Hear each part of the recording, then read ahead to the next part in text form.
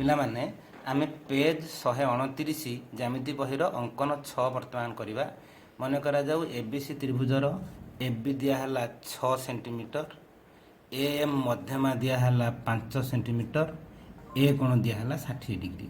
ତାହାର ଅଙ୍କନଟା କେମିତି କରିବା? ଆଗ এবি ନେଇଯିବା 6 ସେଣ୍ଟିମିଟର।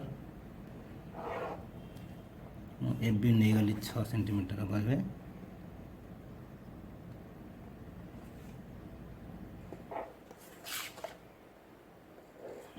ଏବେ ହେଲା এবি 6 ସେଣ୍ଟିମିଟର। ଯେଉଁ ପଟେ ତ୍ରିଭୁଜ ହେବ ତାର ବାହାର ପଟକୁ 60 ଡିଗ୍ରୀ ନେବାକୁ ପଡ଼ିବ। ତେଣୁ ଏପଟେ ତ୍ରିଭୁଜ ହେବ, ମୁଁ ସେପଟୁ ନେଉଛି। ଏଠି ଗୋଟେ 60 ଡିଗ୍ରୀ ନେଲି, ବି ବିନ୍ଦୁରେ 60 ଡିଗ୍ରୀ ଅଙ୍କନ କଲି। ବର୍ତ୍ତମାନ 60 ଡିଗ୍ରୀ ଅଙ୍କନ ହୋଇଗଲା।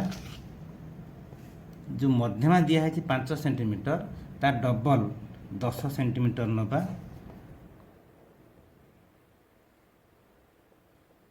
10 ନେଇଗଲେ।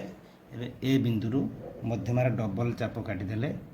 ଏ ବିନ୍ଦୁଟା ହେଲା ୱାଇ। ଏବେ ଏ ୱାଇ କି ଯୋଡ଼ିଦେବା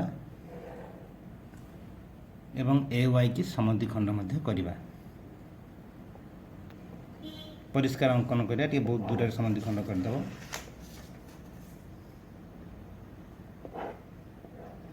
ସମଦ୍ୱିଖଣ୍ଡ ହେଇଗଲା।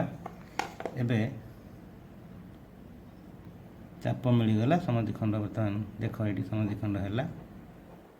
এই ବିନ୍ଦୁଟା ହେଲା ଏମ୍, এটা ଏମ୍ ମଧ୍ୟମା ହେବ। ଏବେ ବି ଏମ୍କୁ ଯୋଡ଼ିକି ଏମିତି ବଢ଼େଇଦେବା। ତାପରେ ଏମ୍ ବିନ୍ଦୁରୁ ବି ଯେତିକି ହେଲା ଏମ୍ ବି ସେତିକି ଚାପ ନେଇକି ଏଠି ଚାପ କାଟିବା। ଏହା ନାଁଟା ସି ଦେବା। ଏବେ ଏସି ଯୋଡ଼ିଦେବା। ଏବେ ଦେଖ ଆମର ଏବିସି ତ୍ରିଭୁଜ ଅଙ୍କନ ମିଳିଗଲା। ଆମେ ଯଦି ଯାହା ଅଙ୍କନରେ ଆଉ ଯାହା ମାପ ଦିଆହେଇଥିବ ଅଲଗା ପ୍ରକାରର, ସେହି ହିସାବରେ ଚେଞ୍ଜ କରିକି ମାପ ନେଇ ଅଙ୍କନ କରିପାରିବା।